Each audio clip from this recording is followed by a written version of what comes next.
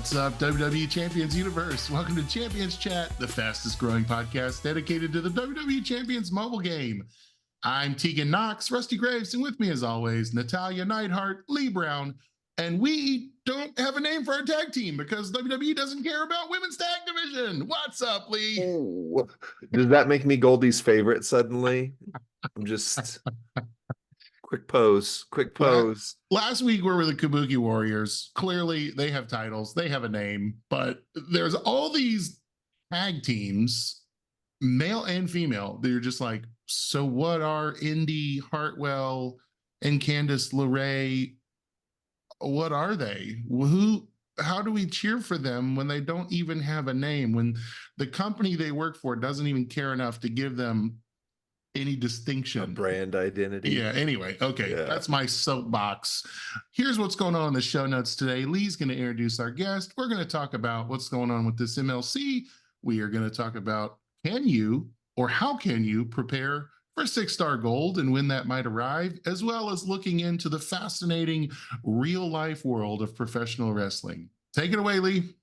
All right. Well, today on the Champions Chat podcast, we want to welcome back returning guest Mike Fish, and not only first-time guest, but first female guest on the show, MissTena. How are you both doing?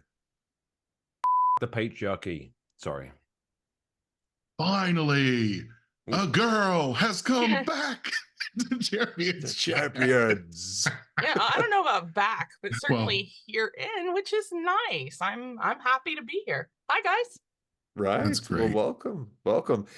So take a moment to introduce yourselves, what you got going on project-wise, and then we also are representing both from the Black Pearl. So please take a moment to talk about and promote your faction. Ladies first. Oh, well, thank you, Captain Jack.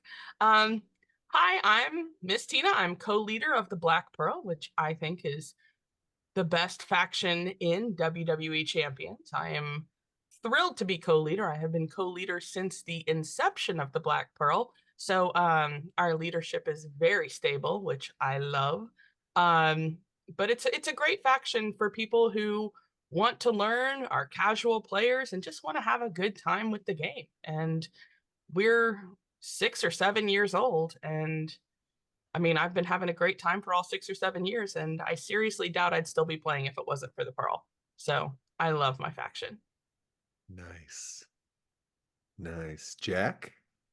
Mike? Hi. I'm the leader of the Black Pearl, and what she said, pretty much. Yeah, we kind of formed it together many years ago. And I'm pretty sure I covered all of this in the last time I was on the show. So anyone's watching this probably knows my story. I'm English, and that makes me more exciting than everyone. Yeah, but last time you were on the show was literally right when we were kind of playing with the idea that we were going to become official content creators. So you got He to wasn't hear... monetized, I don't think, when I was on it last. Congratulations. Yeah, that's right. Thank I you. don't know that we're monetized. Are we? I haven't actually seen any of I've that been fighting money. Google on that one. But it Well, they're says running we ads are. on the show, so someone's making money off of you. Like Forrest Gump says, the government must keep all that money because I never saw a penny of it. That's true. I have on my YouTube app on my phone, it shows me that we have money, and then on the studio on this device here, it says we still need paperwork. So I'm like, I don't understand, but they apparently approved all of it. Today's show is brought to you by Prime, our primary sponsor of Champions Chat. Try a Prime today. We're trying. This is Logan aspirational Paul. marketing. That's right. We'll let you put your Prime bottle all over our ring if you want to. Whoa. That was actually pretty cool. Like, so Prime allegedly, unless this is a work or a comedy bit, they're going to be the center ring sponsor of WrestleMania this year. So much like the UFC has in-ring sponsorships on the mat itself, Logan Paul is claiming there's going to be a Prime bottle in the middle of the ring at WrestleMania. Whether or not that happens, whether or not the ring somehow gets altered or trashed, or it's a surprise, or I mean, this is the same organization that brought us Johnny Knoxville getting hit by a giant mousetrap a few years ago. And so we're just not quite sure how to take it, or if it's ever really like a real thing or something funny that they're playing with. So, Yeah. I Interesting. could see if anything, because they can quickly change. If ever you've been to a live wrestling show, they can change the canvas pretty quickly. Right. So I wouldn't be surprised if it's just for his matches, maybe. Or if it gets defaced somehow in storytelling mode, right? Where like the Prime bottle got smashed through a table last year in a hilarious bit where remember Rollins pulled him onto the table in his place, and Right. Logan Paul jumped and crushed him. Hey, by the way, side note, this is Prime Energy. It's my first taste of Prime Energy. It is not as good as Prime Hydration. Prime Hydration, A+ beverage. Prime Energy, I'm not going to rate it yet. It's still growing on me. But we've got some conversation going on with this MLC, and Prime is fun. But number one thing people are asking, and I'm curious what's going on with Captain Jack and Miss T, are the points there? Are the points there? They've been moved or taken away somehow from some of the events. What are you guys seeing as far as your factions conversation with the MLC points, the solo points? Are people on pace or trying to max it? Are they not? Have they given up on it? That's our first topic. I think from my perspective is one with the way that the new MLC has been laid out is I feel that for me personally, I think I need to give it a few more weeks to give it a fair shake. Because do you know whenever you see occasionally you'll get the feedback request come up? Yeah. And always the one thing that I always complain about but you know what I mean, is that every MLC is exactly the same. It's copy and paste, just graphical changes. So the fact that they've changed things up, it'd be a bit hypocritical of me to then suddenly instantly just turn around and say, why did they change it? So I'll wait and see. But yeah, so far it's comparing it to last month, right? Because every month I subscribe to that King of Kings 299 thing just so I can get my 2x speed ups and just so I can get the VIP tour done. And if you completed the MLC last time, then you also get the bonus tour with the chase character from the last month. And after doing that, that gave me a hell of a springboard into last month's MLC. Whereas this one, I'm pretty sure I'm way behind pacing. So it's definitely a switch up. I'm pretty sure I've done exactly what I've done last month, but I'm way behind. But that may be also because they've taken away all the coin Evo events, and they say they're going to put them back somewhere else. But from where I'm looking, I can't see them anywhere yet. But like I said, there's still 4 weeks to go, I guess so, ish. So that's my little perspective. Do you have the game That's nearby, great. Jack? Like, are you able to actually see what your MLC point, like where you're hanging at currently? I'm at 116K. Okay. Which seems pretty low, but I don't know where everyone else is. Right. Yeah. I mean, I'm sure you guys are probably on like 300K by now. Go ahead, T. I've seen some other people in the faction talking about how, they do things repeatedly and it still doesn't seem like they're getting anywhere. As far as my personal experience, I don't know. I'm on spring break, so I haven't really been hitting the game super hard. I just play and have fun. So I have no idea where I'm at with the MLC. I have no idea what's going on. I know I have a Kabuki warrior lady that is awesome and I love her design, but as far as, like, what are my points? What's my rank? I don't know, and I'm happy not knowing. Isn't that isn't that refreshing to hear, Lee? Like in a meta that often feels consumed or addicted to this game and often struggles with a fear of missing out, right? Or it's really refreshing to hear that somebody saying like, I shut off the game, I'm enjoying my spring break, life's good, and I'll get back at it when I have a chance. Like, so like kudos. If that's you, if you're out there, let that be good news to you that it is possible and that can be done, and the FOMO isn't as real as the joy of a spring break. Like that's so much right. better. Well, So, but I mean, you guys know how I play. I am constantly like, anytime I do a poll or whatever, and I get a new character, I'm always like, "Is this any good?" And you guys are always like, yeah," and I'm like, "What? I don't know." so Lee, why don't you share with our listeners the what I would say astronomically good luck that Miss T has when it comes to pulls. Miss And T's famous golden horseshoe. Horseshoe. Yeah, the joke in the Black Pearl chat for years has been that Miss T is dating someone at Scopely, and I then am not. then you and I started dating someone.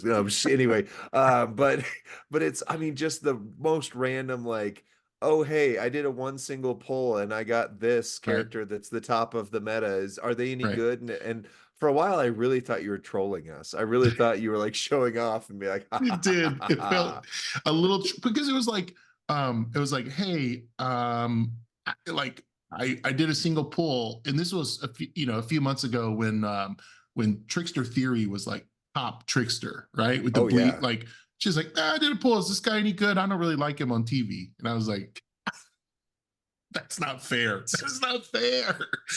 or when the game gives Miss T the chase zombie Cody Rhodes at the start of the month when everyone else is going for From a bag, that right? character Or in from a bag. from a key pull. Why don't you tell us Oh, about that, Miss T? Why That don't you that talk about was that was a bag pull. Like, the game never gives me whatever the like when they did give the daily bags, or not the daily, but like the prize bags, and they're like, hey, you have a chance to right. get this character or these shards or whatever. The first time I ever got a character from a bag, and it was a 2-star bronze zombie Cody Rhodes, and I'm like, what am I gonna do with this? Because I don't like the zombies. You got to give some context to that, because Yeah, and for for everybody context, else, they're going, oh my gosh, you got the chase character at the start of the thing. That's the best thing ever. give us your Give us the thoughts. unfiltered perspective on zombies in WWE Champions. I hate the zombies. They are the literal worst thing ever. They are gross to look at. I don't understand what they have to do with WWE. Like, I understand, whenever they bring in like a new wrestler or somebody from NXT, because they're actually like part of the company. But like, to a lesser degree, I'm annoyed with like the Ghostbusters and the Masters of the Universe stuff. To a lesser degree, I'm annoyed. But the zombies, just because they look so gross, and what do they have to do with WWE? I need somebody to sit down and explain this to me like I'm 5. Why do we have zombies in this game? It was so. Let me just say this: oftentimes this game can feel like an echo chamber of opinions where everyone is samey on, oh, zombies my favorite. Oh yeah. Like, I think it's refreshing to hear a player say, not for me. That's not for me. That's not my favorite. In fact, I wish it were gone. I wish it were out of the game. We had a conversation before we started recording. I thought T had a great idea about if there ever could be a way to trade roster or turn in. Tell us your thoughts on some of that. I think that's really good. So, I guess we'll start with the one that I talk about the most, and that's Ryback. I don't like Ryback being in the game. I don't like Ryback being on my roster. Right. And if I could sell him back or trade him to somebody else who doesn't have him and wants him, like maybe in my faction, or, if I could trade him in for coins or TP or whatever, because I've literally had him since I started playing this game way back in the day, 2018, I think. And I haven't done anything with him because I don't like him and I don't want him on my roster. Right. And he's not even with the company anymore. So that's an interesting idea, because I think if we can maintain kayfabe in the game, everything's hunky dory. But unfortunately, there's a real world behind professional wrestling, and oftentimes that real world can be off-putting. It can be offensive. We're not going to go there. We're not going to bash anybody, but we know that these people they play a character on TV, but they have real lives, and oftentimes those real lives can be less than palatable as any professional athlete, et cetera, right? what if we could, when a situation happens, say, just give me strap parts. Just, I'm good. I don't want this. I don't want it in my lock, even if it's a 5-star gold, pull. If I could just say exchange or send or gift. What if you could gift it to someone in your roster? It's like zombies, right? What if T could, the day she got Cody Rhodes, just to say, you know what? We have this person in our roster on our faction that's been a grinder and helped us get some, faction milestones so like gift from me to you, from co-leader to grinder. Good job, buddy. Like, wouldn't that be incredible? Lee, am I just dreaming? Is this pipe dreams? Am I doing something in my pipe? It would break the game. We know some of these whales now, and some of the ways that some of the factions do, and awesome people. But the second you get to where you can start trading characters, is the second that it breaks. What it about breaks a trade everything. in? What about a trade in? I think a trade in Maybe. would work. Even trade if in it's- for so- TP, trade in for an ultimate strap. If it's like a super rare 6-star silver pull, let's say you get somebody, whoever, let's say Zombie Cody. You hate zombies, but you pulled him 6-star silver, and you're like, you know what? I'd rather trade for a female ultimate strap to make my female roster better. Like, Yeah. is that? I mean, maybe that's just big dreams. Just to interject, I have nothing personal against Cody Rhodes. It's purely the zombie situation. I love Cody. I'm a Cody. I'm a Cody crybaby. You're a Cody crybaby. I don't know. What does that even mean? I don't know if I am or not. Anyway, I don't know. I don't know if I'm a crybaby. That's right. But when the Jack, day you're gonna- eventually sadly comes, when Cody passes away and then he comes back from the dead, she's coming for you, buddy. That will be, then he will be relevant in game. Oh my gosh. Oh, Oh, my and gosh. I also want to say, in the same month, I pulled a 3-star zombie Bianca from the same yeah. style of bags. incredible. Like, And she's so good. That's incredible. She could beat anyone. is it Zambo? I don't do Zambos.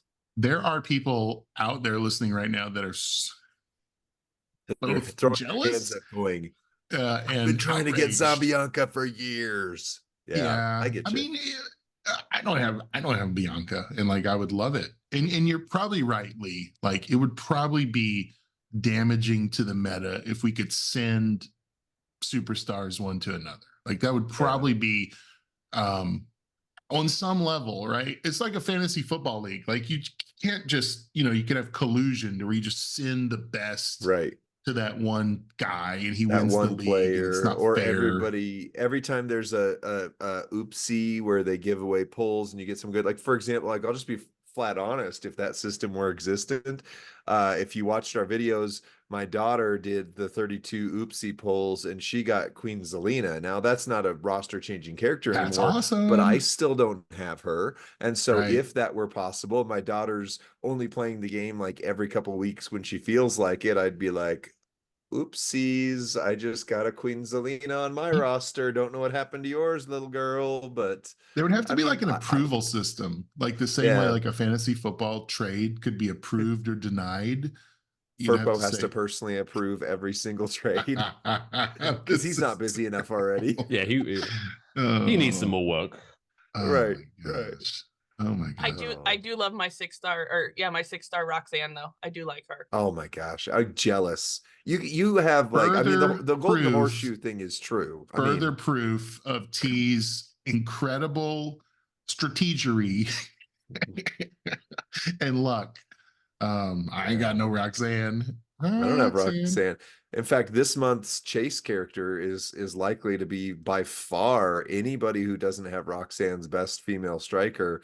And Roxanne has that double MP trainer ability too. So Oh, she's just good. She's just Yeah, super like, good. there are things we can do on the Candy Store account or the Twitch account, they call it, that we can't do on our own rosters. Because at least for me, Rusty, I don't think you have, but I don't have a single one of I don't have Carmelo. I don't have Braun Breaker. I don't have Roxanne. I can't do No, any I of don't the have big those. Sir Zorro builds. That's why. Is it like a Z- mod? Is Mod Taker in that same cycle of like super no, rare? he's super rare, but he doesn't do the double MP trainer. I think those are the only 3 so far, if I'm Really? correct. So let me ask this. We talked a little bit about the MLC and are the points there, and on some level, some players are saying not quite. I'm not on pace. Right. I should be. This is week 2 now.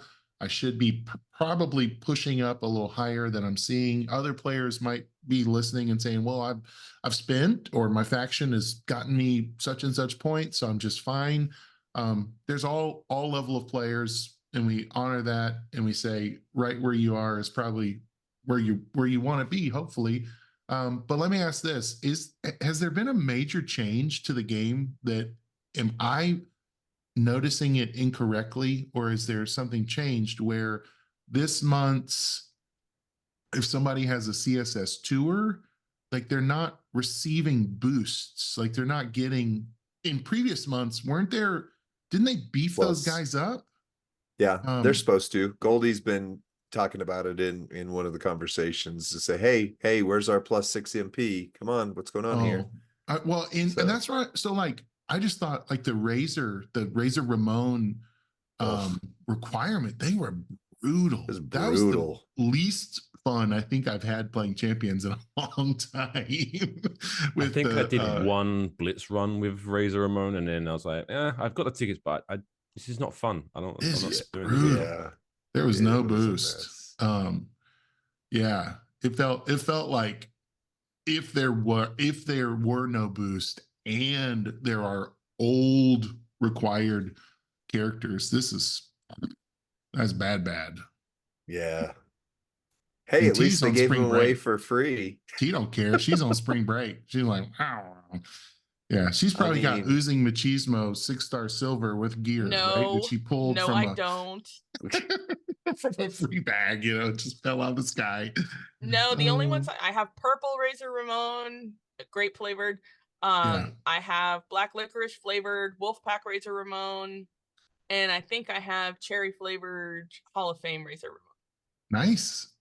Can we just pause for a second and recognize that this is what chats with Miss T look like too? Is like, hey, I got great flavored theory, any good? And my brain every time has to go, why are you tasting? Never mind. What's going on here? Drink. I got purple drink. I got purple drink. Yeah, so go through the color theory for us. What is each color in the game? We've already heard a couple, but say them again. Red is cherry. Yeah. Green is green apple. Okay. Purple is grape. Black is black licorice. Okay. Yellow is lemon flavored. Right. And then blue is blue raspberry flavored. And I think that's all of them. Is there a specific candy that these are based on, or is it snow cone? Like what is just in general, like, Jolly Rancher flavors are kind of like apple. That, but that's what they don't have black licorice, but I was like, okay, so I was thinking Skittles initially, but then when you said green apple, I thought, well, Skittles are lime, so I guess that can't be a Skittle. Taste the rainbow. I love Skittles. I would just eat Skittles all day. Just what was the original question? Why is candy delicious, and how much do we love it? That is a fair question. And a little too much. Indeed delicious. Yeah. Why is type 2 diabetes knocking on my door? I think was the original question. Wow. But yeah, so I associate the colors with flavors, and yeah. I think AMW does too. That's our thing. Nice. Yeah. I kind of feel like we're the Stevie Nicks and Christine McVie of the Black Pearl. That's who's who, I don't know, but and what does that make? We get along. What does that make Mike? Lindsey Buckingham. Mick Fleetwood. Fleetwood. Oh, I was thinking Lindsay. Which one of you is angry at me then and writing songs about me? Neither of us. Neither of us is angry with you. Well, the question originally you're writing songs about me though, right? No, like Stevie's beef was with Lindsey Buckingham, and Christine's beef was with her ex-husband John McVie. Oh, so I'm good then. Yeah, you're fine. It seems like it would I be miss really the Real hard. Housewives of Fleetwood Mac, so I forget which ones are intertwined with each other. It would be really hard to have two couples as a band for decades. That would be very difficult, I would think, to maintain the band and the marriages and everything intact and the money and the popularity, the fame. Like that would be really tricky.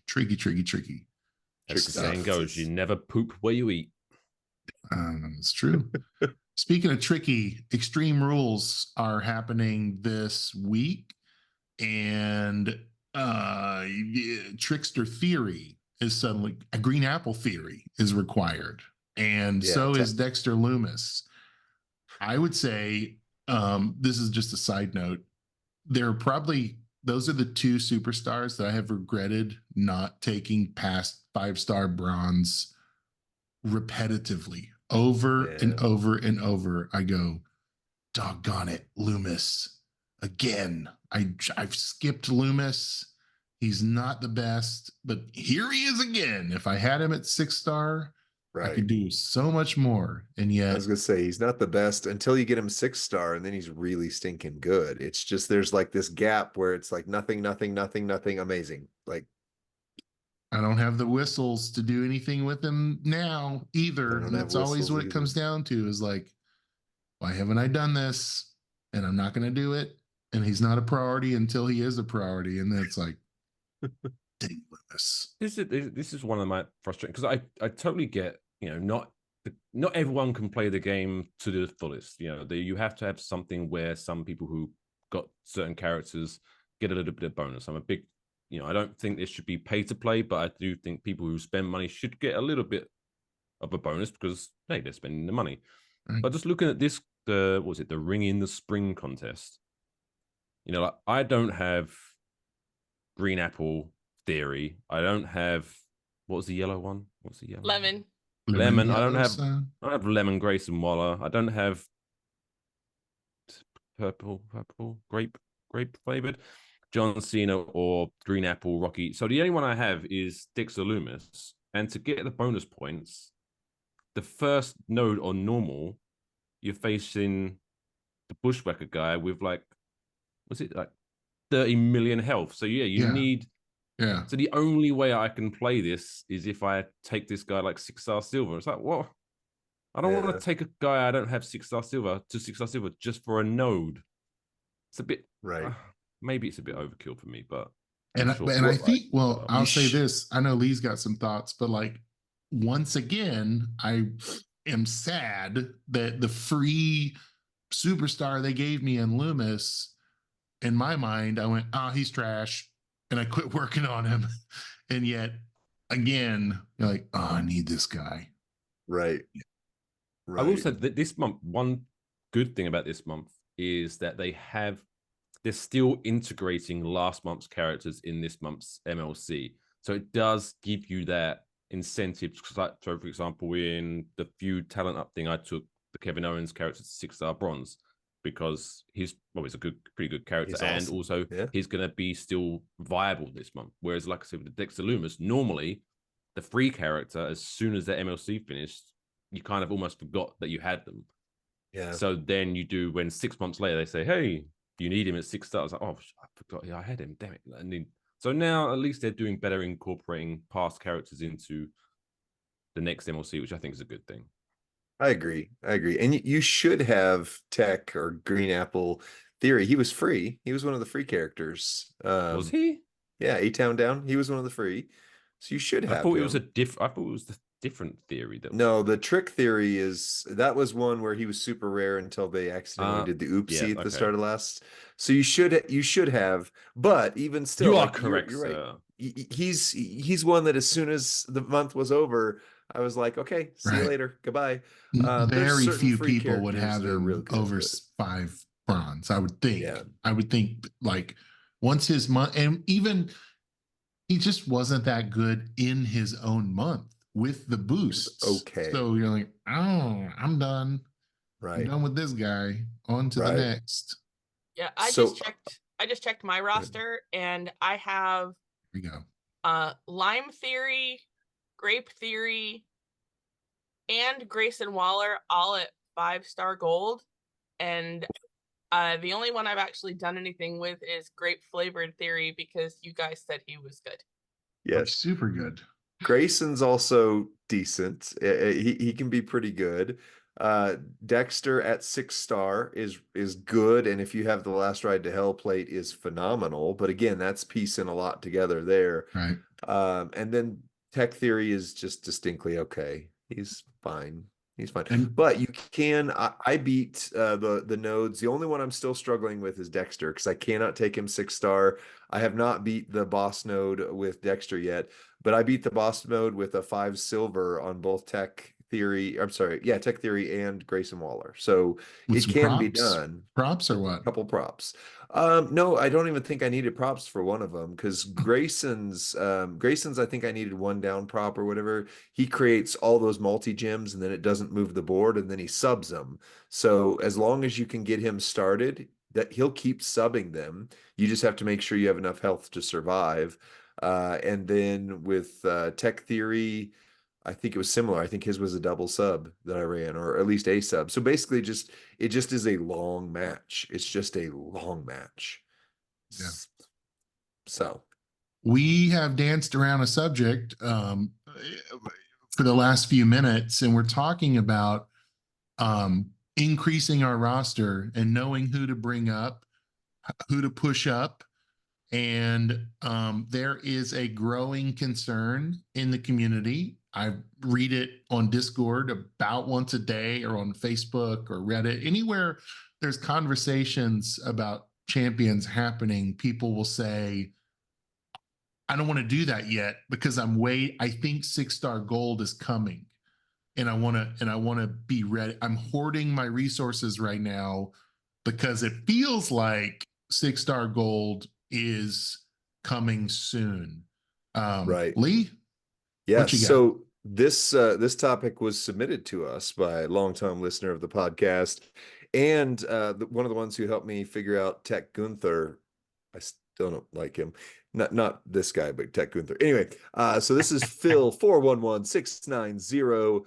Wolf emoji, basketball emoji, says preparation for 6-star gold. It's obviously coming in the next 3 months or so. And based on what we know from the last few meta changes and what we know from them, we can start to look at who might be a good option to consider for a 6-star gold upgrade and who we think might not be worth investing resources in the long term. Typically, the guys that make the jump to the next level are those with gem damage and multiply. It occurred to me when you were talking about taking up your Legends era Roman that he's a move damage guy, and these boosts typically aren't enough when the next evolution comes along. For players at the top, they've got enough resources that it won't matter, but I suspect that a lot of your audience won't be in such a privileged position and would be better investing their resources wisely now and getting a start on 6-star gold. Whilst 6-star gold isn't here now, it's close enough for us to be thinking about who to put tokens and coin into. What do you think? So before I give some thoughts on there, just to the guests here, what are your thoughts about 6-star gold coming? I say do what you like. I say build who makes you happy. I say play the character that you enjoy the most. That's what I say. There you go. Yeah, so until we actually see 6-star gold go live and we see where people go from 6 silver to 6 gold, you can't have any idea. So I don't tarnish your game, or don't not enjoy the game while you're just waiting, because you never know. Like, someone could go from really good 6-star silver to, oh, that boost to gold wasn't that much. Oh, I kind of wasted my time. And so I'm just going to keep playing on the game. And then when it hits, I'll see where the lay of the land is. That's good. So I think with the meta changes in the past, like if we look at the way things have gone, a good example would be Acrobat Montez Ford. In the 5-star meta, Acrobat Montez Ford was the top guy, and there was no question mark about it. He was super rare. Now I've gotten him like a ton of times now, but they're giving him out. But now his move damage just does not scale, and all of a sudden, it's just like, you got him, great, who cares, right? So that kind of, I think, is what people are considering with some of this. So for example, when Phil brings up my conversation about my Roman, right? I'm super excited. I got Red Roman #2, and he does, comfortably 15 to 17 million turn one. However, those move damage guys tend to take a big hit when it goes to the next meta. My example is Tech Triple H, the Tech Triple H #2, DX Army. In the previous up to 6-star bronze meta, he could take down anyone and it wasn't even a problem. It was just boom, they're done, right? Now he struggles. He still can hit, but he struggles. And going 6-star gold, let's just comfortably assume that they double the health pools, right? So now someone who had 30 million has 60 million. And so my Roman hitting for 17 or 10 to 17 million means he goes from turn 1 comfortably to maybe turn 2 to turn 3, 4, 5. And all of a sudden that's where you start going, okay, that Roman can't hold up, because the future characters that come out at 6-star gold are going to be able to do 30, 40, 50 million turn 1. So that's kind of some of the thinking on there. Rusty, what are you thinking? Where are you at for 6-star gold preparation? So here are a few of my thoughts. I would say safely, you can focus on your trainers for the next few talent up. If you think 6-star gold is coming, I would say you should be focusing on key trainers, because we can't know who's going to translate to 6-star gold as far as like the viability for a feud. There's no way to know that. But can I make a comment on that before you go to #2? Please. So here's a shift that I don't think people are prepared for or aren't thinking about. And it's something that actually undoes what you and I have said multiple times on this podcast. Flat gym trainers are going to become less relevant. At 6-star gold, percentage trainers will return to the top of the meta. So before, we've been saying, get your Zombie Edge, get your, I know, and the funny thing is I'm about to say, get your Showboat Lex Luger, get your Rey Mysterio Motu, get your, these guys are the ones that you needed to get at the very top, because that flat gym trainer ability was the most important thing. However, theoretically, we're just going off past trends of what's happened before. You're going to have less of a focus on your 12K flat gym trainers and coaches, and much more of a focus on your percentage guys in the next meta, theoretically. I think that's safe to say. And I would say put an asterisk on it, unless they scale up those trainers as well. Example would be, like, you never know that they could go from 1,200 to 24 them to a little bit more, 24 or 36. Right. And so my third point, I haven't shared the second. My third point is going to be give it time. Give it time. Nice. Wait and see. We don't know. It's not safe. There is no such thing as an educated guess right now. Right. Because we don't know the future of what will change, what will happen. Percentage-based trainers, that's a solid move regardless of what happens, especially if it's 40, 45%. The second thing I would say is, probably if you think that 6-star gold is coming soon, I would begin to save Hall of Fame resources, because regardless of the token required, Hall of Fame is usually the easiest route forward. And I don't think you need WrestleMania. IOW Absolutely. as well. IOW, Hall of Fame. You will only need one 6-star gold superstar to enter the meta and to begin to do, if there's a career mode tour, right, that aligns with it. And I always say your roster is only as good as your best superstar. So if you have one 6-star gold, that's going to help you break the dam to get more. And usually the path forward is Hall of Fame or IOW, like Captain Jack said. I guess if I have one more thought, I'll have a fourth thought, is this. The new meta tokens are usually most available at the start of the new meta, which would mean go hard right out of the gate, as hard as you can go. Yep. For example, that's what took me so long to get my first 6-star superstars, because I didn't go hard out of the gate. Lee went hard. He had the tokens. He could bring up other people, where I was months and months behind because I didn't. So whatever that looks like for you, whatever go hard means, if that means spend, if that means grind, if that means whatever, right? It just means you're gonna want to go hard when it's introduced, because that'll be when the game is most generous with those tokens. So well, kind of when it's first and then it gets closer to the next meta, but that in between spot, you're right. It gets rough waters there for a while. So Phil 411690 wolf emoji, basketball emoji, says anyone who works off base gem damage will be solid. And that's been true across every meta so far. Anyone who relies on move damage, including those moves that do damage per gem type, likely won't scale up. Same goes for those who rely on flat gem damage trainers. Percent boost or multiply of the base gem is going to be key. So here's an example he gives. So I just got Powerhouse Farouk, super excited about that. And then a lot of people got Striker Bradshaw. He says, for guys like Farouk, I probably wouldn't prioritize him, but Bradshaw will probably be okay into the next meta. He says, I think there's a lot of people in the community we can help. There's a lot of free-to-play players who are still going to be good. Zombie Dom, Powerhouse KO, which free-to-play Powerhouse KO. Come on, man. Acroria, just looking at options, I think you could really push the point that while 6-star gold is expected to be a few months away, players can begin planning and not get caught flat-footed now.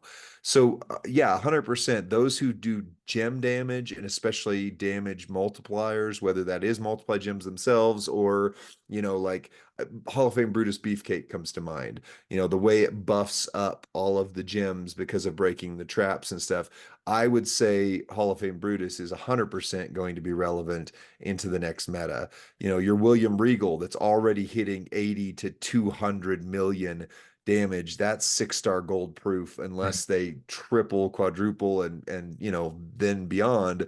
But he would get that as well, base. right? And so that's where your best he'll get gem superstars damage boost should be nerf proof, right? Assuming everyone else in the meta gets scaled other than them. That doesn't seem very likely. Hey, one thing I would add, I said it's really safe to focus on your trainers, right? Yeah. The game is starting to revamp trainers and expand their abilities, and having 31K talent trainer abilities. So I think your Acro Steamboats, your Connecticut Blue Blood Triple H, those guys, those botch gym enhancers, trap gym enhancers, I'm guessing there's going to be a cycle of 31K special gym trainers. Yep. And we know those are not good superstars for feuds. We know that. We know they're not. Right. So but I think the support is already in place or coming into place for 6-star gold. And it's not fun to continue to push up Connecticut Blue Blood Triple H over the tricksters that you actually like. Right. But you will be in position, I think, to do good things in the 6-star gold meta if you have. Agreed. T, Mike, what any other thoughts you have on this since we've been chatting? I always say build who you like. If you don't, it should be fun. It should be fun. It's supposed to be a mobile game. It's very true. Something that you're playing while you're waiting in a doctor's office for an appointment, or it's late at night and you're getting ready to go to sleep, or you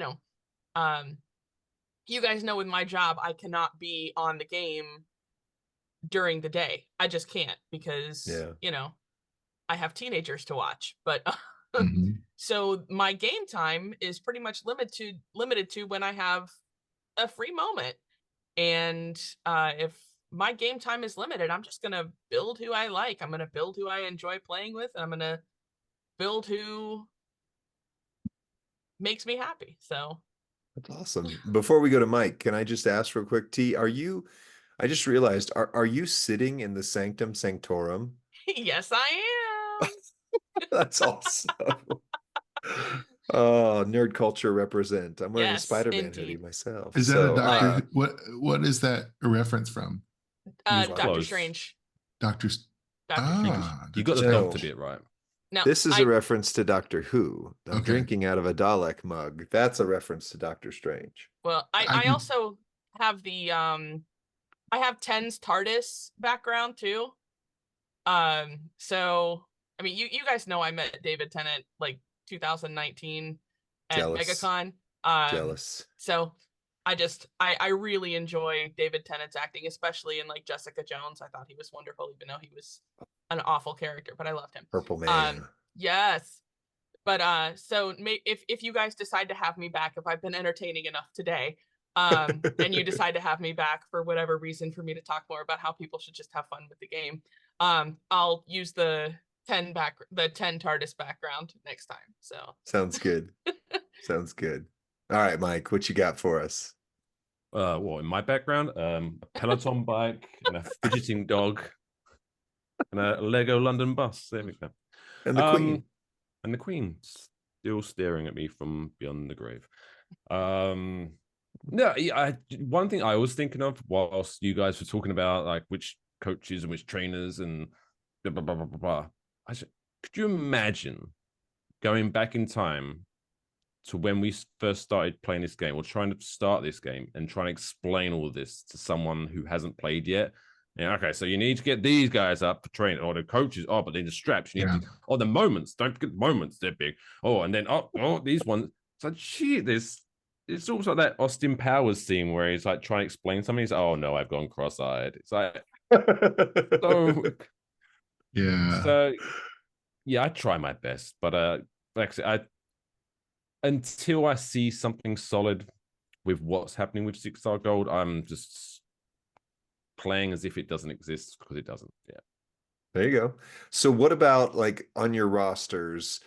Let's just say tomorrow they announce 6-star gold's coming out. They talk about everything that's available. How ready do you feel in terms of, do you have characters that you could take from 6 silver to 6 gold fairly comfortably? Or what would the roadmap look like? Let's say 6-star gold drops tomorrow. There's tokens available, blah, blah, blah. How long would it take you to get comfortable in the 6-star gold meta? forever. Okay, so tell us, where are you? Do you have some 6-star bronze? Do you have some 6-star silver? What's your roster look like right now? I currently have, I want to say 4 6-star bronze. I do not have any 6-star silver yet. Okay. Now I do have tribute to the troops John Cena, so I guess lime flavored Cena, who could go 6-star, but I don't know that I want to take him 6-star. So Yeah. I haven't done that yet. I don't know if I will. I may save those tokens and resources for some other lime superstar that I like better. Who that is right now, I don't know, but who's your favorite? Who's your favorite to play with? I really do like Roxxan. I do like her. She is fun. It's the triple black move for me, because the build that you guys showed me, it almost seemed more like, like a scalpel. It was very precise. I like when players, hit like hammer, smash. So I like it when players just like, hit really hard and it's messy, and that's fun for me. I like when the whole screen explodes. So I like, this is so stupid, but I really do like the black licorice honky tonk man. I do. Rusty's favorite. He's honk just, if you hear your whole faction. Love it. He's fun to play with, and he's fast, and agree. I like him. I also like King Sheamus. I like King Sheamus because once you can fire off his like cross break gems, like the whole screen just explodes and it's over. So I just, again, I play who I like. I like Ghostbusters Cena, even though I don't particularly, we've talked about this already. I don't like the special things, but I do like Ghostbusters, so I'll We're gonna allow see the it. movie next week. That's so exciting. Like, I'm looking forward to what is it? Frozen Empire. Empire.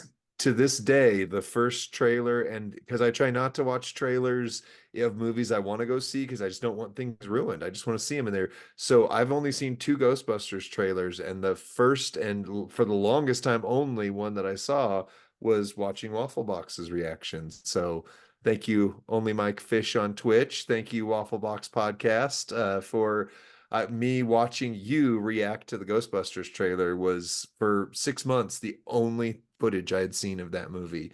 And to this day, I've still only seen one more trailer on purpose because I want to go see it. I don't want anything ruined. I want to go see it next weekend. I want to go see it.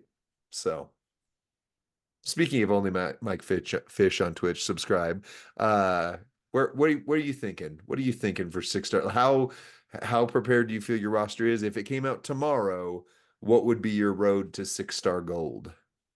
Obviously, depending on where the token layout is, like how many they require and which tokens they require. I've actually got 4 6-star silvers, but they are all Hall of Fame and icons of WrestleMania. So we'll see. I just want more ability to get those tokens because I feel I've got to a point where I've got 6-star bronze, and it's kind of like that's my roof at the moment.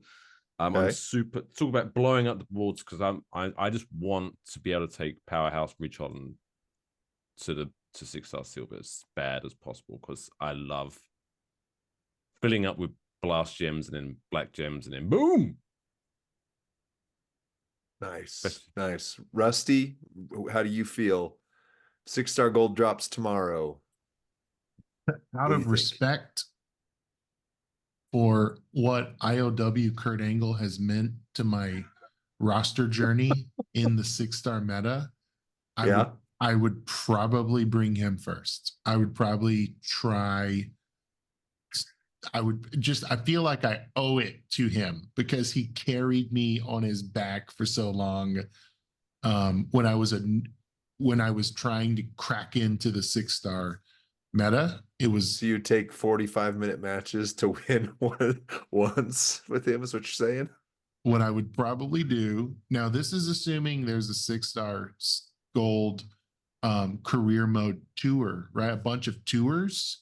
Like I would probably check those tours and see who I'd need to get as many resources as possible. So I think Angle, because he has a stun move, would be a safe bet to just clean house on the tours and try to harvest resource and then think about who I might take next. And I've got him at level 10 unfreeze for boss battles. So it's just a smart play, right? If I can get one of my boss battle guys as the first one to bring up, I know that's unconventional and probably not who the majority of the community would bring up. But you got to dance with the one that brought you, I'm the same with Hall of Fame Jerry Lawler. He's definitely going 6-star gold. He's been there for me, buddy. Old faithful. Yeah. Do you have his gear? Do you have any of his gear? I do. Nice. I have all 3. Oh gosh, I want the gold gear. I don't have the gold gear, and when I play, I use the silver one because the gold just looks like a slightly different bronze. It's not quite. Yeah. Agreed. Well, I think that's smart. And building up, I think what we've hit on throughout this is have a Hall of Fame, have an IOW that you can take. Because I think once you break the dam, it really does start to open things up. So gem damage based Hall of Fame or IOW is probably the safest play you can start to prepare for.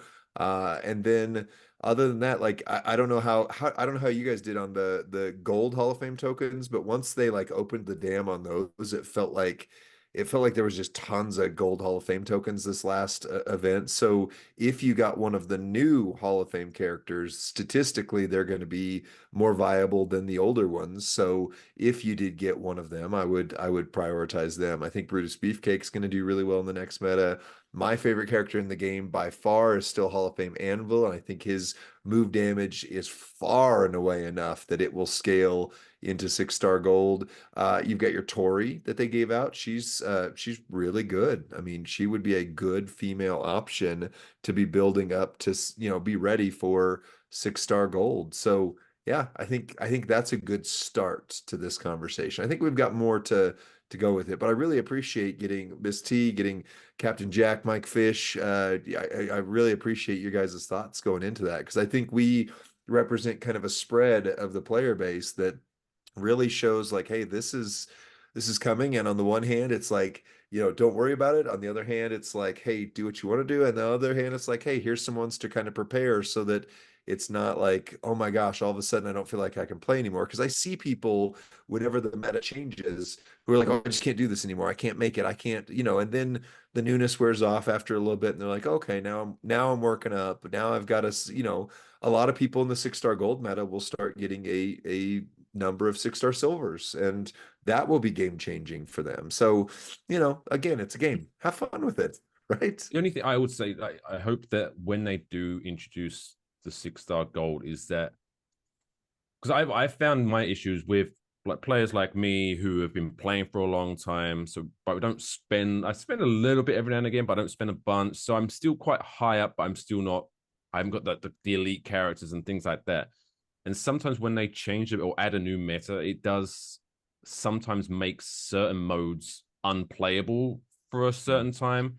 Because, like, for example, like Showdown, all of a sudden, all the opponents are just maxed out 6-star golds, and I'm like, well, I can't play this game anymore. And until it takes a little bit of time for it to kind of even out, I guess. So I'm hoping they do something to help that. I don't know what. I'm not a coder. I'm not a game, but yeah, right. I hope that doesn't do the same this time around. Well, I think you were on the podcast last time around when they did the Demolition Derby, and we praised that. I mean, I can't tell you how many times I've seen Rusty tag Furpo and go, Demolition Derby, please. But the fact that, like, okay, maybe you can't win the match, but if you get points for every time you create and break a multi-gem or something like that, you can still progress up the ladder, even if you're getting your tail whooped. But it still doesn't feel good to get your butt handed to you. It just doesn't, to feel like, oh, I hit the whatever the wall is. We call it the 6-star gold wall next, or what have you. Now, you Mike, you can share something fun here too. You said you don't spend a lot. There was this night recently where Rusty and I was the most whaley of whales we've ever whaled. And you were on that champion stream and then made some comments in the chat. What were your thoughts of watching streamer after streamer hit Bray Wyatt loot? And speaking of getting your butt handed to you. Well, it was just... It was. I don't know if many people are familiar with the word or Schadenfreude, yes. Where it's a German word / phrase which basically translates loosely to getting joy from the misery of others. And throughout that stream, it started off was like, wow, oh, I feel bad. Oh, but it's actually kind of funny. Oh my god, they're still only getting 5 shards. Oh my god.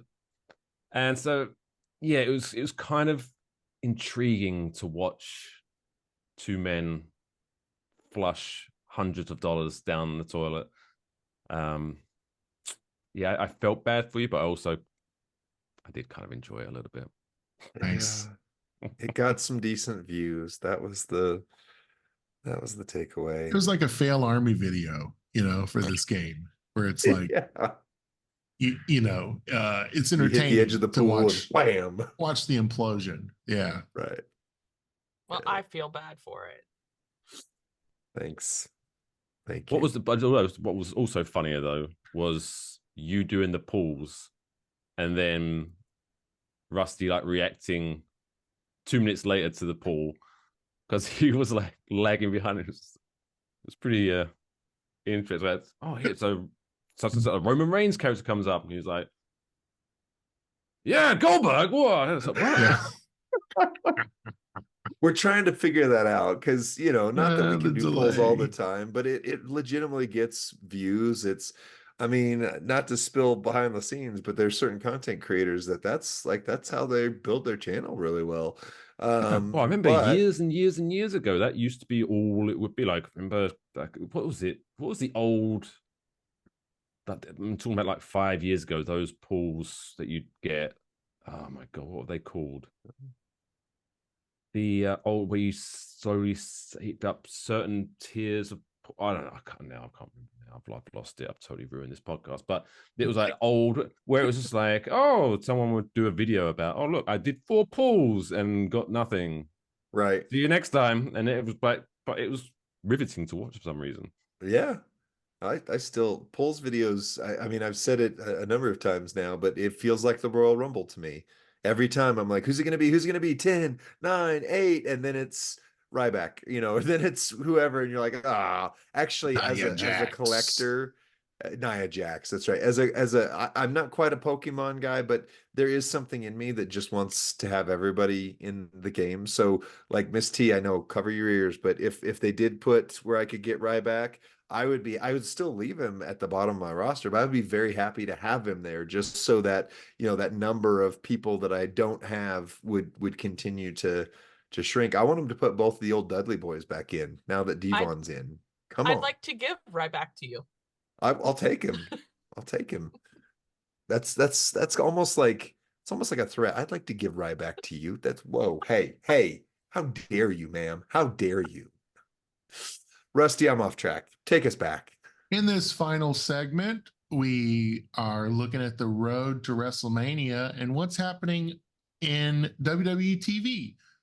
There's a 2-night event coming up. It's going to have a lot of matches. Rather than trying to go through the card match by match, what Leah and I will do later this month, I'm curious, is there anything WrestleMania or currently happening on WWE TV that you just think is particularly interesting? Like what are you enjoying about wrestling on TV, and what are you looking forward to maybe at WrestleMania? So are we talking about exclusively WWE? Exclusively WWE. It could be Um, NXT as well. So Yeah, all the flavors of the one company. I guess what I'm most looking forward to, I guess, right now is the Io Sky versus Bailey match. I think that's going to be very good at WrestleMania. Although I am kind of conflicted in that I do think obviously it's a bit of a foregone conclusion. I think it's pretty safe to say that Bailey's going to be winning that match. And I feel that they could have got a little bit more out of Io Sky's title reign, but it is what it is. Interested to see if they finally pull the trigger on Cody or not. Mm-hmm. But other than that, it's kind of been an odd run up to WrestleMania because it seems very bloodline heavy. I'm kind of, even though the stuff has been very good, it just seems like, what was that SmackDown recently where I think the first 45, 50 minutes of it was just a bloodline segment. It's like, okay, like I appreciate this is good, but come on, can we see something else? So I'm hoping it kind of, but it's probably going to carry on for another 3 years. And then the Gunter Sami Zayn thing, very confusing. I don't know whether they're trying to do a Daniel Bryan thing with Chad Gable where he's going to somehow get into that match, make it a triple threat. But I'd much rather have seen a one-on-one. But I mean, it's very interesting, I guess. That's where I'll go. I'm not super hyped for WrestleMania this year, but I am very intrigued about it. That's where I'm at right now. Interesting. Miss T? Yeah, I always like to see the women's matches. I know that, some people don't really care much for the women's matches, but for me it's exciting. I do, and I was just actually thinking about this the other day. I miss like valets. Mm. Like the old school valets, like, the Mr. Fujis, the people who interfere without really being like officially part of the match. And I just feel like there's a lack of valets in today's professional wrestling or sports entertainment. And as that kind of brings me back to too. I want valets in the game. Mm-hmm. Agreed. Yep. I think we should have valets in the game. And I've always been a fan of valets. Everybody when they were kids, who watched wrestling, they wanted to be wrestlers or whatever. I always wanted to be a valet. Like I thought they had the most fun job ever. They didn't get hit much, but they got to interfere and they got to be entertaining. So did you have a favorite valet? Oh, Miss Elizabeth. That's part of the reason why I'm MissTena. Is because, I thought Miss Elizabeth was phenomenal. You saw all the emotion with her whenever she was out there with the Macho Man Randy Savage. And, there was the whole thing with the mega powers and, when Randy thought that Miss Elizabeth was like getting too close to Hogan or whatever. And she was like, no, I'm not. There was all that drama. But I absolutely, Miss Elizabeth was who I wanted to be when I was a kid. I wanted to be Miss Elizabeth. And then as I got older, I started wanting to be some of the more like interfering style of valet, but Miss Elizabeth was the start. Like when Lita broke out from Essa Rios by doing her first little Hurricane Rana, and you were like, "Ooh, okay, let her do this." But also, again, I'm coming back to Mr. Fuji, who would, like get up to people and, interfere without the ref seeing, and, the crowd would be booing. And I don't know, I liked the boos as I got older. Nice. I became, somebody who cheered for heels for a long time. Nice. So I wish we had more valets. I mean, Paul Heyman's great, but he's also not the traditional definition of a valet. Right. Yeah. He's always kind of in his own thing, which speaking of, maybe we can segue for just a moment into this, but Hall of Fame 2024 class of is being, I don't know if it's headed up by Paul Heyman or if he's just the first one they announced, but he's so far kind of the one they're focusing on. Hall of Fame Paul Heyman. What are your thoughts on him? And then I'll list the others briefly for us to talk about. But what do you think about Paul Heyman going into the Hall of Fame, even though he's active currently? Well, I mean, he has had a very long and storied career. Oh yeah. He has been the voice for a lot of different WWE wrestlers. I agree with the choice.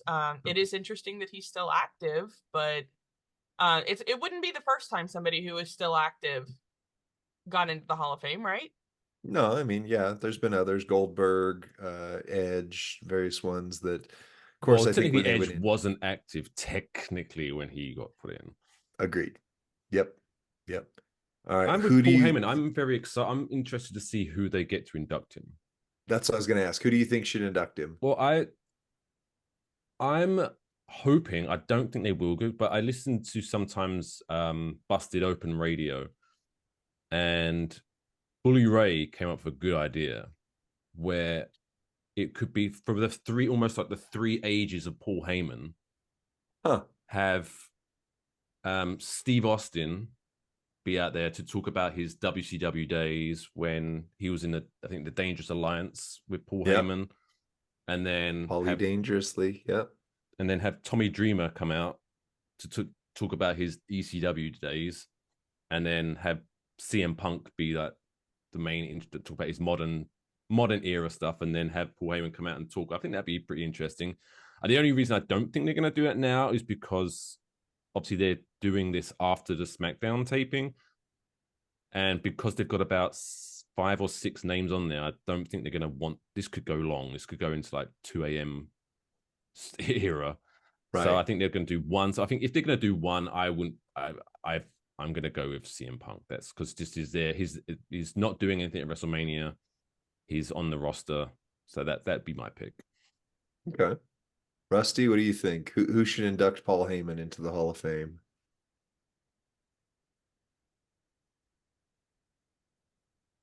Yeah, I mean, gosh, that was I just agree with what Captain Jack just said.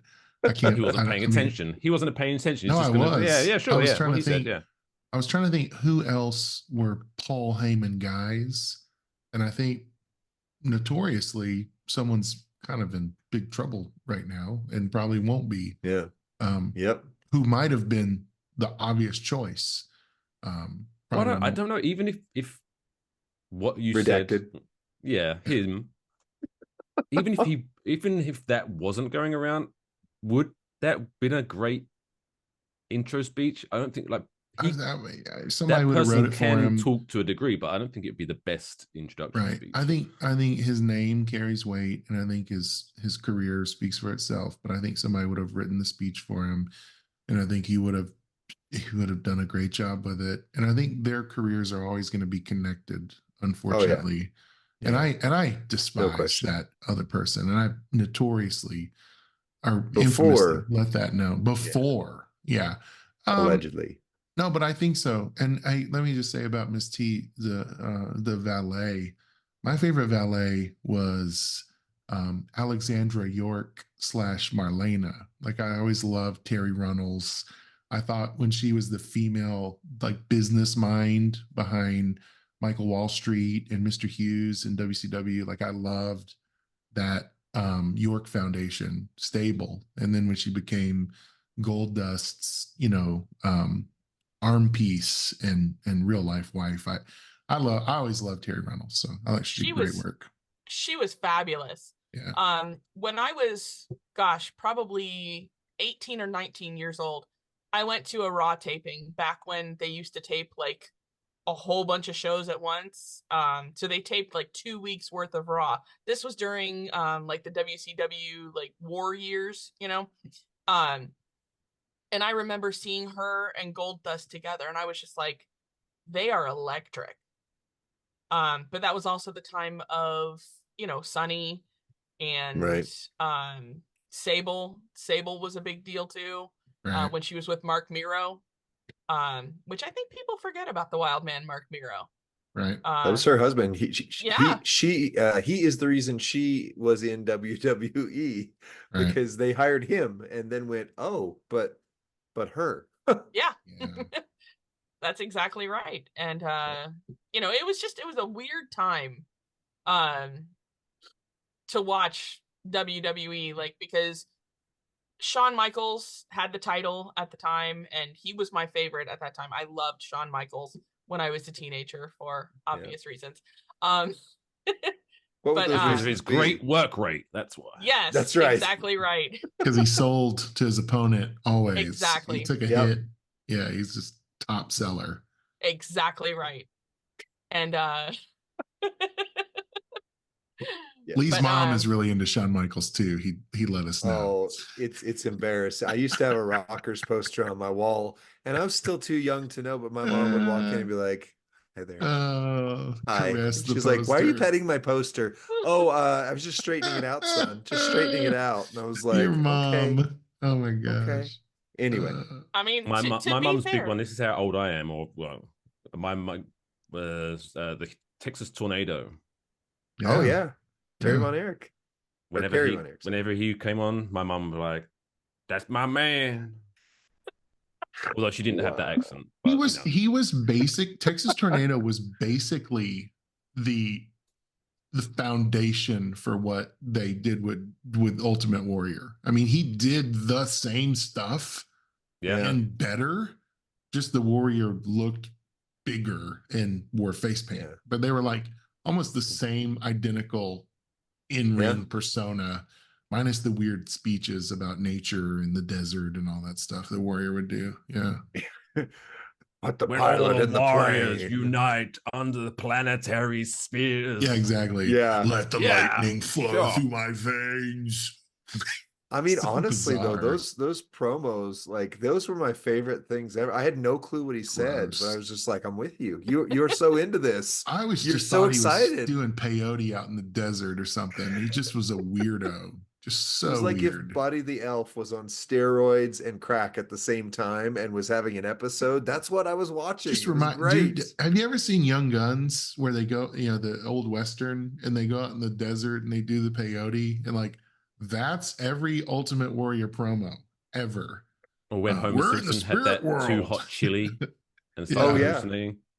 Yep, Oh, that's gosh. right. I was so glad when Jake the Snake locked him in that room with the Cobras, and you just saw his face. Like, I wanted that match so bad, where like heel Jake was gonna like torture Ultimate Warrior, and like that would have been so good. Yeah. I remember as a Never child, happened. the most scared I was ever been watching wrestling. And I think I can't remember if we mentioned it last time, but was when Papa Shango cursed him and he started vomiting all over the place. It's like, Yeah, good. Ow. He deserved it. He needed that curse. He had it coming. Shango's curse. Yeah. So next person going to the Hall of Fame, Bull Nakano, WWF Women's Champion, 1994 Slammy Award winner for Most Devastating, and recognized as having women's championship wins in Japan, Mexico, and United States. Thoughts fantastic on heel, Bull? Fantastic female heel. Talk about the lightning. She had the and the feud with, it would have been like Medusa, right? Would have been her. And I think that's everyone's safe bet of who's going to induct her. Yeah, like really incredible. Yeah, I don't remember Alundra Blaze. I remember Medusa. I remember Medusa being like top face and Bull being top heel, and they had incredible matches, incredible storytelling amongst the two of them. But yeah, Jack, I think if everyone from their youth, at least, I was not obviously at the time into, oh my god, this is the best match, 4 stars and all that stuff. But I do remember. I think everyone from that era definitely, if you don't remember any women's wrestling, you remember Bull Nakano. She definitely made herself stand out with not only just the way she looked, but the moves she was doing. So definitely one that deserves it. They legitimized women's wrestling when in a time where like Gorgeous Ladies of Wrestling was a show. Remember Glow Girls Wrestling? I loved Glow. But I loved Glow. Glow was the Netflix show. Glow didn't seem real to me, but like when Medusa and Bull would face each other, it was like, this is the good stuff. This is real, I think they legitimized women's wrestling, honestly. Agreed. Now we've got Thunderbolt Patterson, Claude Patterson, and the only thing it says is recognized as having won championships across North America. Anybody heard of Thunderbolt Patterson? That was way before my time. I think he was a big in the territories like George. I think he's got to be a Pat Patterson relative. One thing is a lot of people talk about apparently is that Dusty Rhodes has commented that he took a lot of his promo mannerisms from Thunderbolt. Okay. Yeah. So he was, I think I was listening to another podcast where they were talking about he wasn't known much for his wrestling. He wasn't that great, but his promo at the time was incredible. And yeah, he was a very territorial guy. I don't think he ever went to WWF at the time. So before my time, but a lot of people credit him as inspiring their careers. So I guess. I apologize. He's African American, and I referenced maybe he's a relative of Pat Patterson. Maybe he is, but that just was an oversight on my part. I didn't realize there's no resemblance less one likely to another. I looked him up. Yeah. Okay. Well, then we've got the U.S. Express, which was Barry Windham and Mike Rotunda. I'm going to go somewhere with that in a bit. But Windham and Rotunda. So I didn't know these guys existed, period, because my era of WWF was after this. However, if you had WWF the music, like Volume 1, like the original one, it had Jesse the Body Ventura doing the intro. And after the Real American song, he goes, that one's for Windham and Rotunda and stuff. And I was like, wait, well, excuse me, that's Hulk Hogan's song. What are you saying that's Windham and, but apparently they used Real American before Hogan took it from them and made it popular. But Windham and Rotunda, thoughts on the Widowmaker, thoughts on IRS or the I I must say, I don't remember anything about US Express. I remember Barry Windham from his WCW stuff, and Yeah. obviously I remember IRS. So I it's one of those like maybe this is. I think you were going to allude to something a little bit later on, so I won't go there yet. But We'll get there. I think it makes sense why they're going in if that's the case together. But I figured they both deserve. They both have individual Hall of Fame careers. So, Right. although is Iris in already? Now I'm I thinking. don't believe so. I don't think, but he deserves it. I mean, for IRS, for Money Inc., for Top heels, Yeah. Money Inc. I don't think that he is in yet. And he So was I in think he was in the York Foundation that I talked about earlier. He was GK Wall Street Michael Wall or Street. whatever. He was based Yeah. on Gordon Gekko, and he was just a money loving, basically who IRS is. That was the character he developed under Terry Reynolds. Yeah, so it was like really, really good stuff. Yep. Miss T, any thoughts on this one? I've got last one and then a bonus before we end out. So, well, I mean, I think both of them are legends. Do I remember them wrestling together? No, not really. But I mean, I don't mind them going in because they both had massive contributions to sports entertainment and professional wrestling. So I approve. Nice.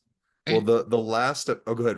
I was saying the biggest contribution might be this is Bray Wyatt's father, right? And his real name is Wyndham Rotunda, right? And so when I saw the name, or because I thought, what an insignificant inclusion. Oh, this is Bray's dad. Is Bray coming in the Hall of Fame as well? Well, that was going to be the bonus question. So let's just go there now. Is this the Trojan horse that Bray is going to be the main inductee, like the headliner? Question mark? I would think that would be very fitting and very healing for the community. I would think, yeah. I think so, but again, I said earlier, I think my only concern is that the length of this show, like if they're going to put him in, I don't want it to be and we've got 10 minutes left at the end of the show. Quickly, let's just do something. Right. Yeah, I think I would have much preferred only keeping this to about 4 inducted, and then you can actually give everyone like a good 20 to 30 minutes each. But then again, I guess maybe if they don't have any time restraints. But yeah, the idea of him going in itself, I think is definitely well deserved. Because again, yes, is he going in quickly just because he's unfortunately passed away? Sure, but I think his legacy, you never know people's legacy until it's over, unfortunately, sometimes. And I think his inspiration is already seen throughout the wrestling world. So I think definitely a deserving choice. Yep. Miss T? No, I agree. Bray Wyatt, I think, had he not passed, I think he had so much still to offer in sports entertainment because his ideas, he was such an idea guy. I wish we could have seen what he could have done had he been able to return. Yeah. And even I think what we lost, because I don't know if that was something he wanted to do, but even after he retired, if he was on like the creative team of a wrestling company, what he could have done as well.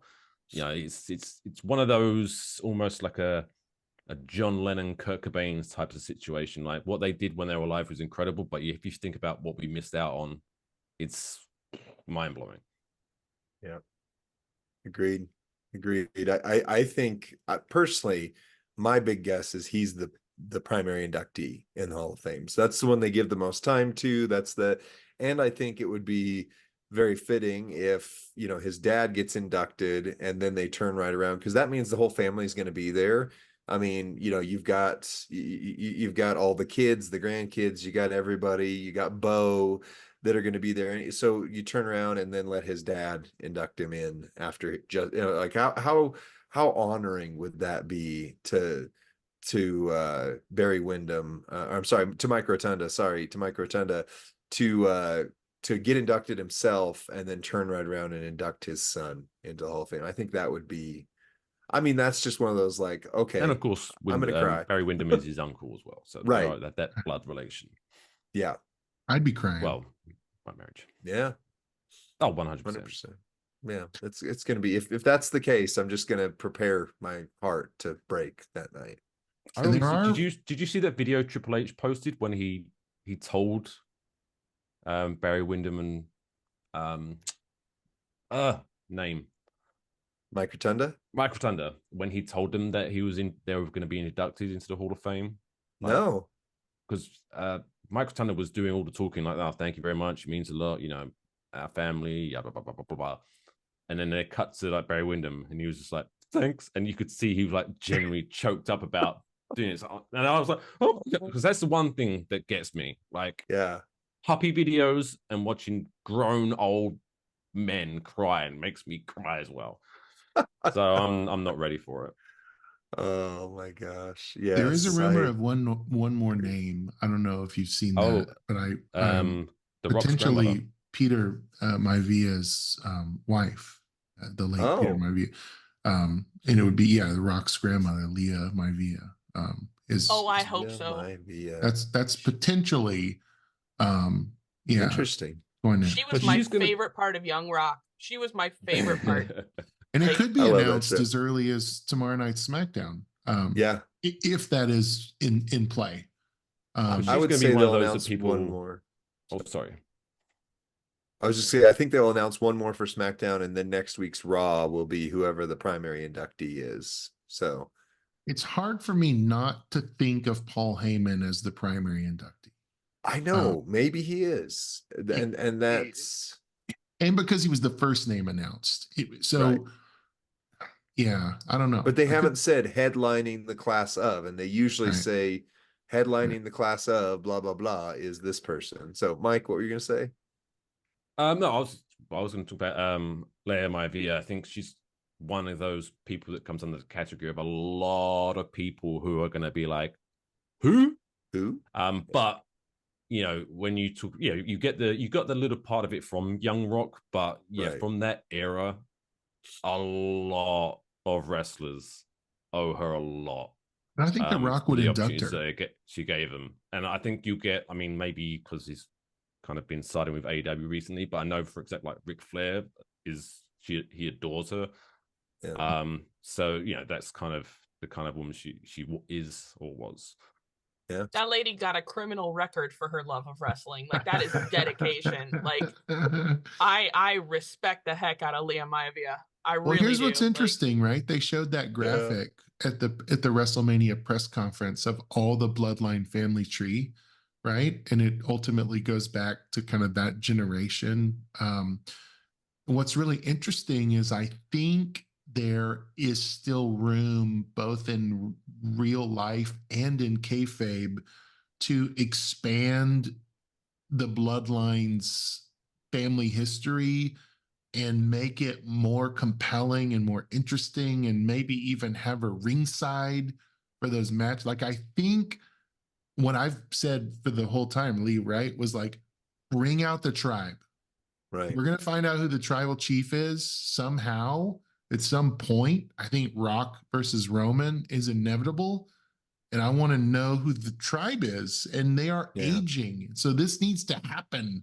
I think it was better. I think that was a better main event than than Cody Roman. And I love Cody. Cody's my favorite. And I wanted to see Rock Roman at Mania so bad. I think that's next year. I think they're going to build this up, and maybe the tribal council comes into play over the next year. What worries me is just the age. Everyone's age legitimately worries me. Yeah. Everyone's age.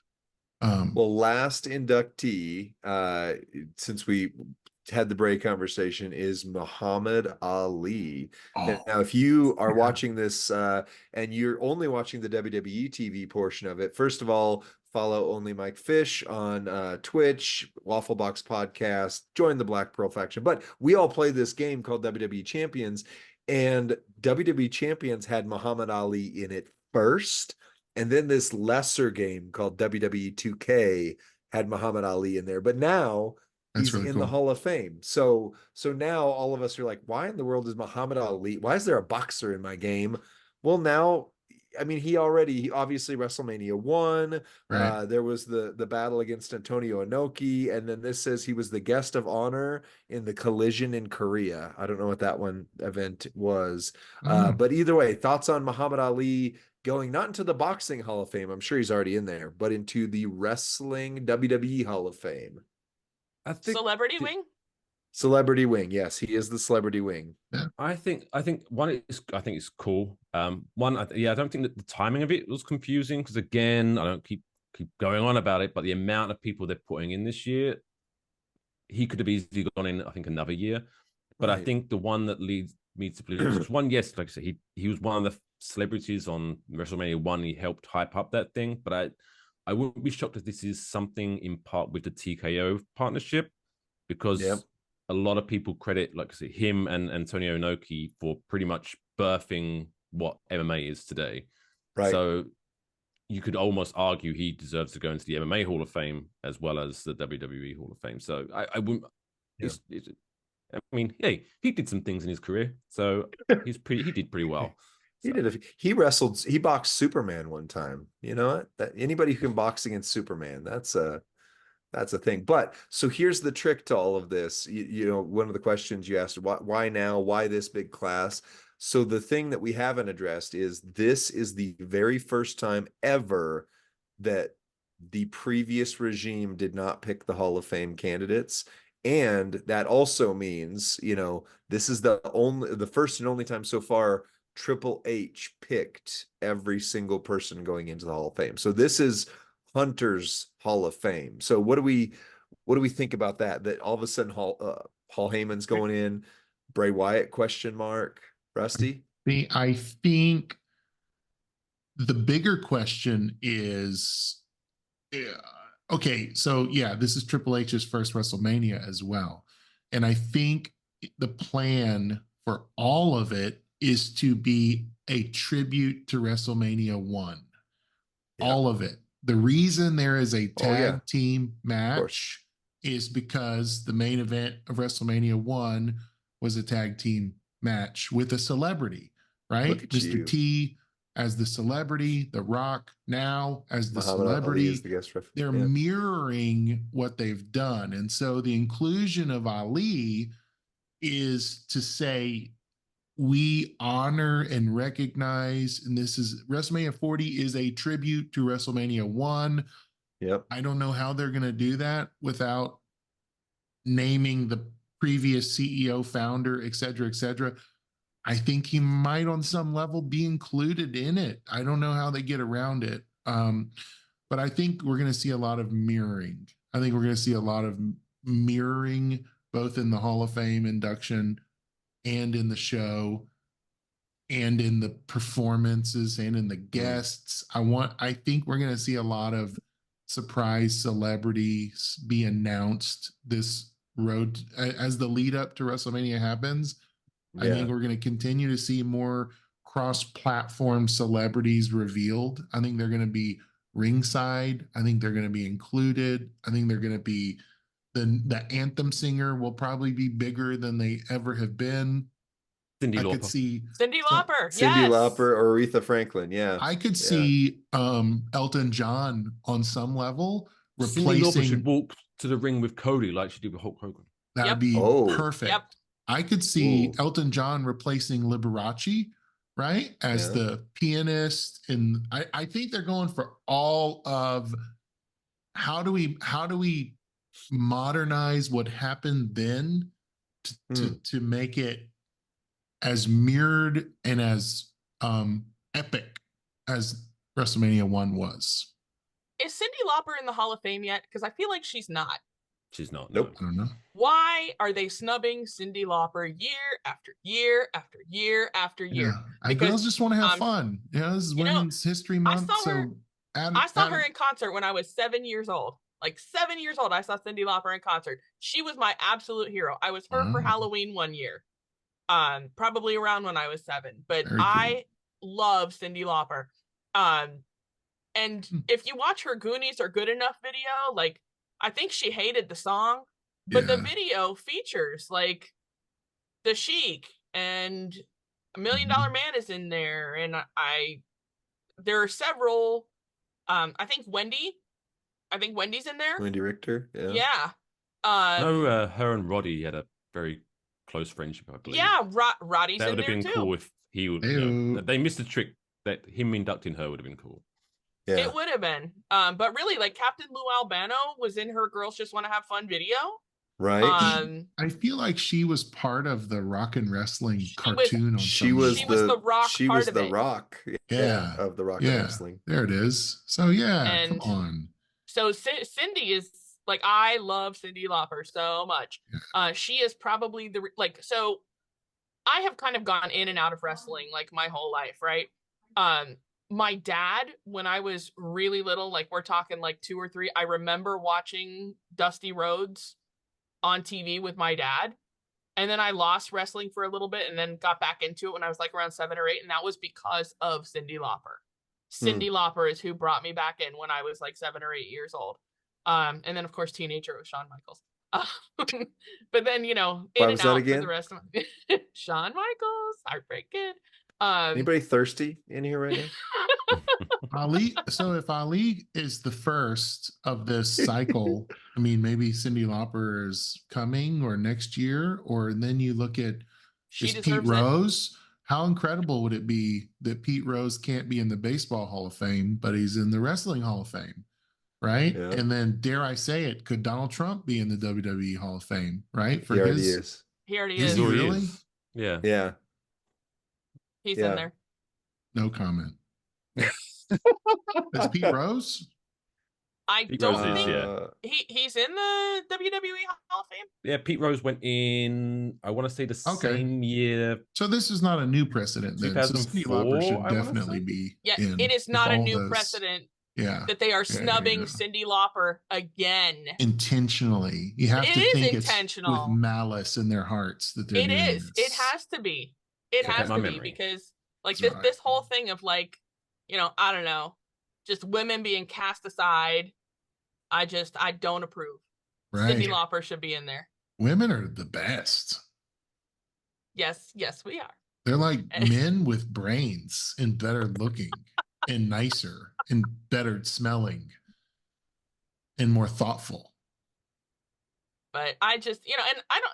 How many women do you suppose play champions? Like, That's That's a a good great question. question.